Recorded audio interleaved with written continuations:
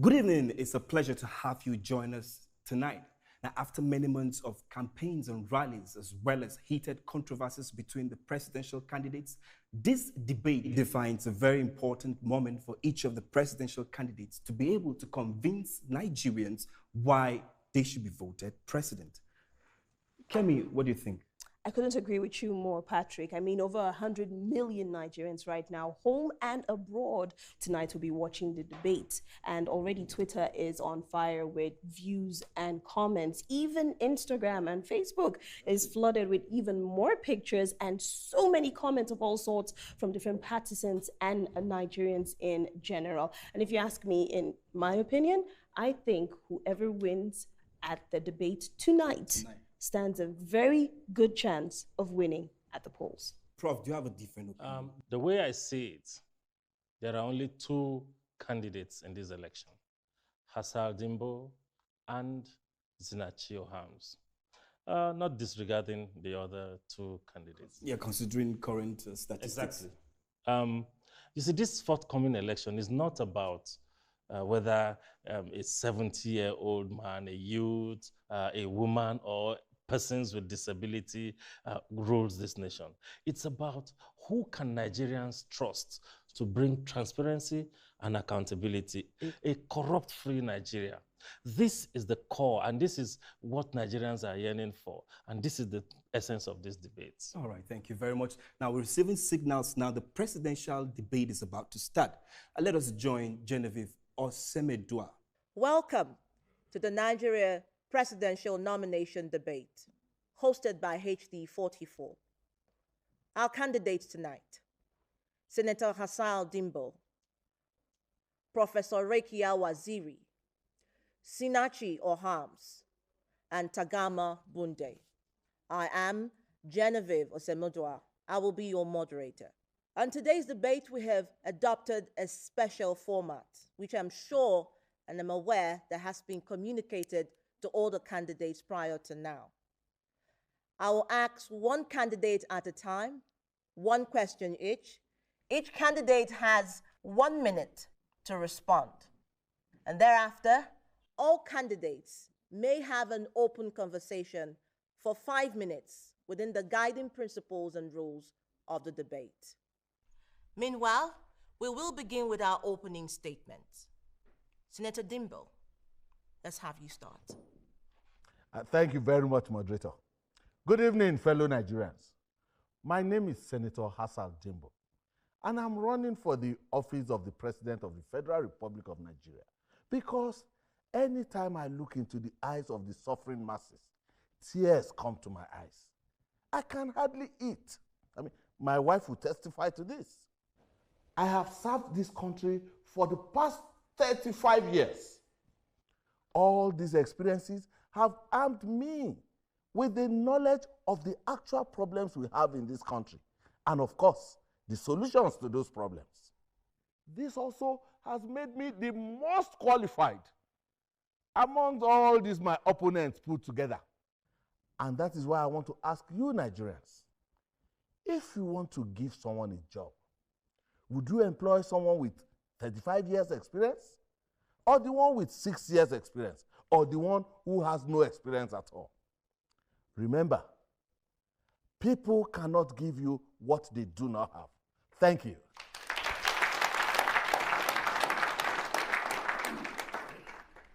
It is so easy to talk about the suffering masses when you have a silver spoon in your mouth.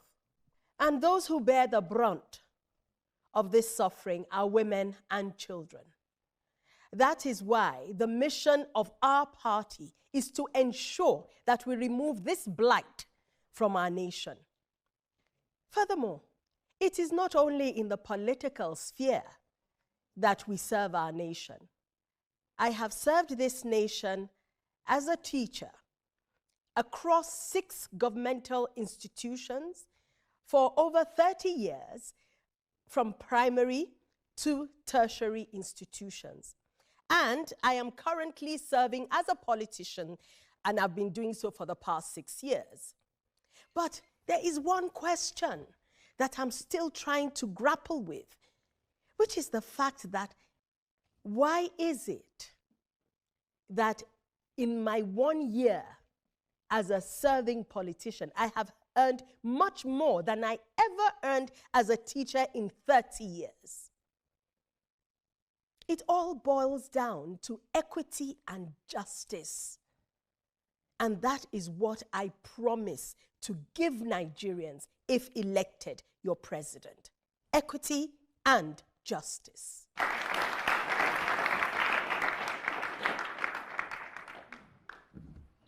Zina, it's your turn. Thank you.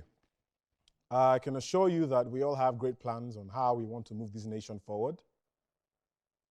But I wish the solution to the problems of this country is another great plan. Please permit me to play you this short clip.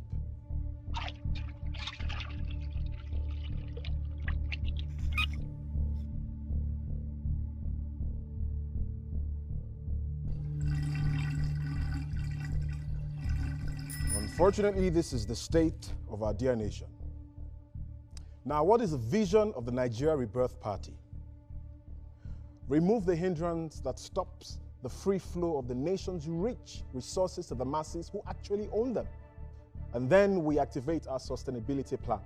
I mean, what's the use pouring water into a leaking vessel if you do not block that vessel first of all?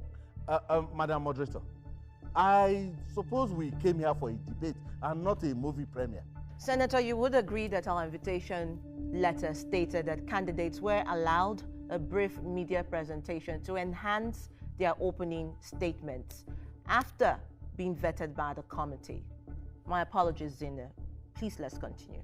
For someone with a pending criminal case of money laundering to stand before you here today and ask that you elect him president, it just goes to show what substandard system of government they have built around themselves and forced you and I to live in. But I want freedom. I want freedom for myself, for my family, for my children, and God willing, for generations yet to be born. And I'm sure you want that too. We can be great in this land. Because our land is green, but these giants would rather have us live as slaves. Which is why I stand here before you and I ask that you vote me in as your president, and together we will make Nigeria a country of our dreams.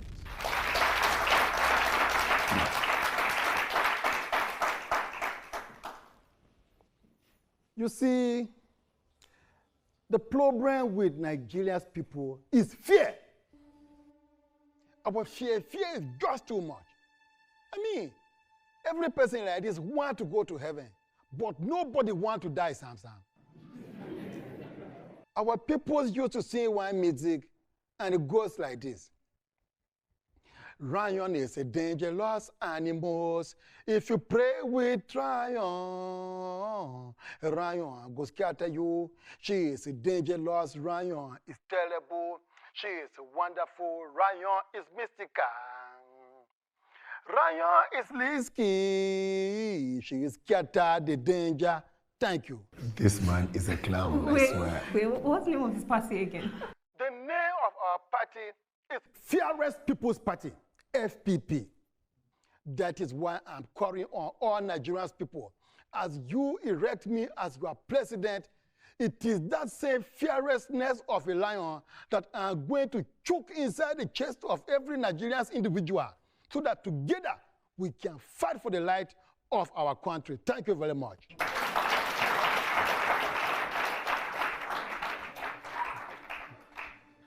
Now to the first question, unemployment. I will answer your question. But first, let me address an issue that was raised by someone here. Yes, is there a false case of money laundering against me? Yes. Were the EFCC and the courts able to prove me guilty of these false allegations? No. It is therefore very disheartening that haters will pay the press to write all sorts about me. And politically inexperienced and ambitious babies like Zina will cleave on to such nonsense to just end some very cheap point. Call me whatever you want, Senator. It doesn't change the fact that your acclaimed 35 years of service to this country has brought nothing but shame, pain, and misery to the Nigerian people, and they deserve an apology. I'm going to talk about experience for a bit here since we brought it up. Now, I'm from a polygamous home. My mother happens to be the last of 4 wives, and I'm the first child and first son. Now I know where the arrogance stems from. Of course, whenever the youth demands for what is actually theirs from the elders, they are termed arrogant. But given your wealth of experience, Senator, could you please tell us one thing that you have done to help move this nation forward?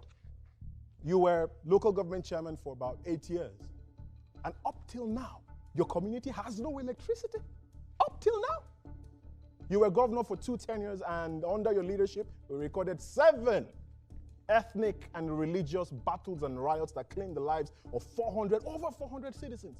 The worst record of any state, and not to talk about those that were displaced and injured. And as senator, what particular policy did you influence to the good or for the good of the Nigerian people? The agricultural sector only saw some light after you left. Zina, this time slot was made for the senator. Well, he pivoted towards me and I'm just doing the honors. And if he actually had a solution to unemployment, he would have said it by now. It's all right, I could give him my allotted time, if that's what he so desires, as compensation, of course. I believe the solution to our education challenge is very simple. Let us do an audit of, for instance, the federal institutions and then compare them with global best practices and do a gap closure. Yeah, basic responsibilities of leadership. We will build more schools where there are none. Equip them with state-of-the-art facilities, and then we will employ more teachers. How can you employ more teachers when you haven't even put the structures in place to make sure that they are well remunerated and as at when due? Believe me, 90% of our teachers need the training. How can a teacher fail the same test that she gives her own student? Honestly, these teachers need to be trained. If not, we are going to encounter a very tremendous educational somersault. Apart from education, another priority that we have in our party is health, especially as it concerns women and children. Agriculture is not a poverty alleviation occupation for the aging. We intend to make it lucrative and make it attractive to the young in our country. My government will solve the problem of power within 12 months. You can take my word for it. Nigerians people have heard that thing more than 1 million times. I mean, every time they hear that power belongs to the people, when common electrical power like this, they can never have. One time, a journalist was asking the minister, say, when will power come to the people? And the minister opened his mouth ajar like this and say, all power belongs to God. Imagine. All right, I am sorry we have to move on from here. We are almost out of time. The last question, corruption. We are all aware that corruption is the most talked about dangerous phenomenon in Nigeria. In fact, Transparency International rated Nigeria as the most corrupt country in the world. And recently, PricewaterhouseCoopers also stated that Nigeria is sure to lose 37% of her GDP by the year 2030 if nothing is done about this. So how specifically do you intend to use your government to deal with this menace if elected as president? The unnecessarily excessive perks of public office attracts all sorts of charlatans into government. We are a developing nation, yet our legislators who purport to serve the nation earn 3 times more than some of the top developed nations of the world. Immunity. I wonder. I hate that word. I mean, as how? And what? Why? See, China like this used to be one of the most corruption nations in the whole wide world. But today, the case is different. Why? Enforcement of the law. Well, I believe immunity should be applied to civil cases and then prosecute criminal cases immediately. We will employ our strategy. We call it the 4E strategy.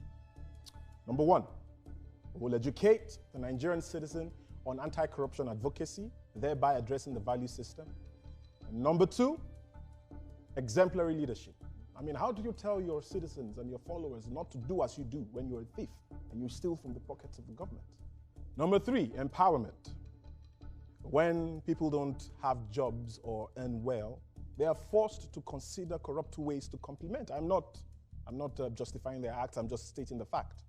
And finally, enforcement. And I agree with Mrs. Rekia here. We would set up special courts to prosecute criminal cases speedily.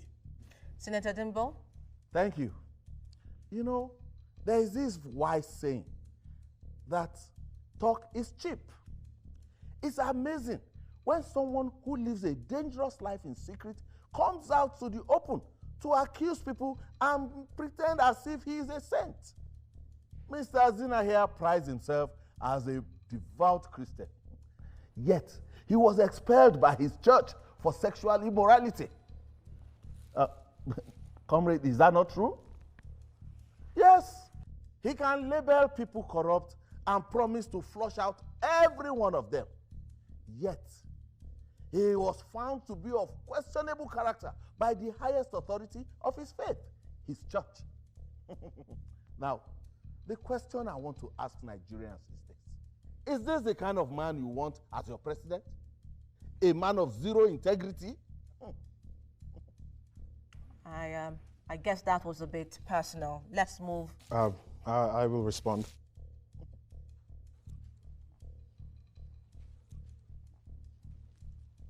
It is true. I was expelled from the church about 8 years ago after Michelle and I got married. And that was because 2 weeks before the wedding, she got pregnant. Am I proud of my actions? Absolutely not.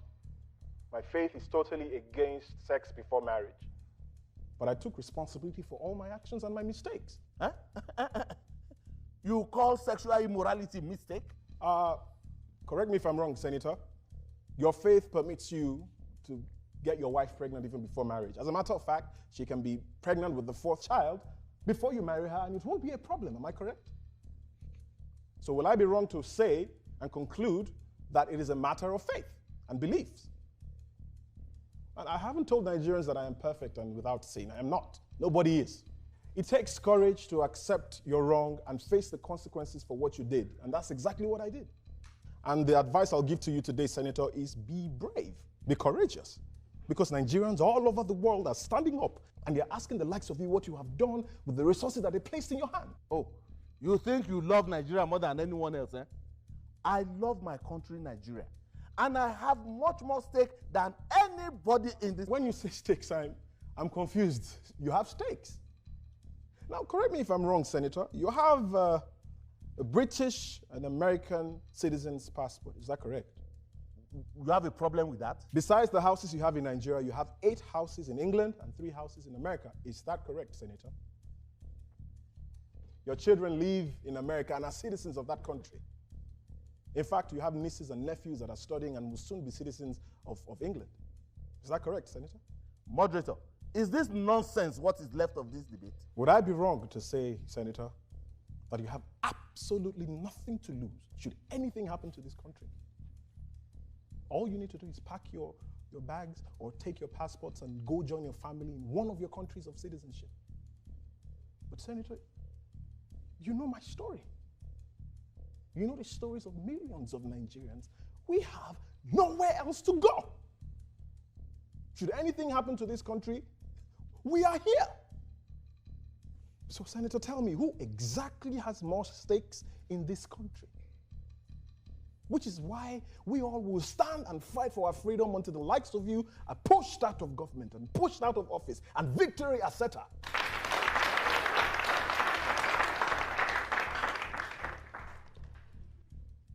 Now to your closing remarks. You each have 1 minute.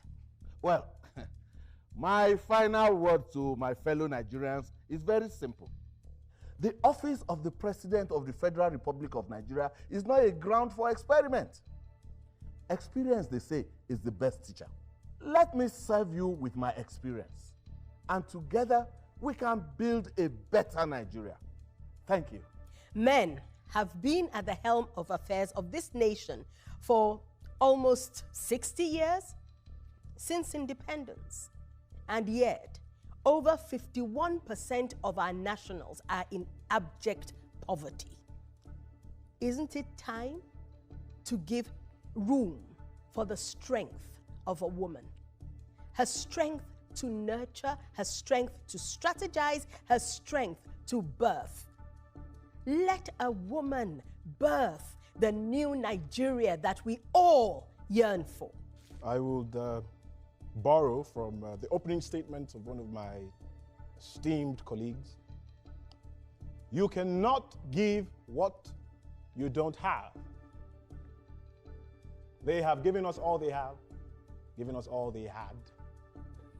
Unfortunately, it has gotten us to where we are today. What we don't kill today will kill us tomorrow. It is time to move forward. The green pass is over. Now is the time to move on.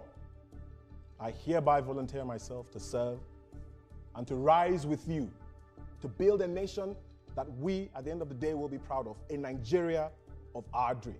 To move Nigeria forward, we must call a spade a spade. Simple.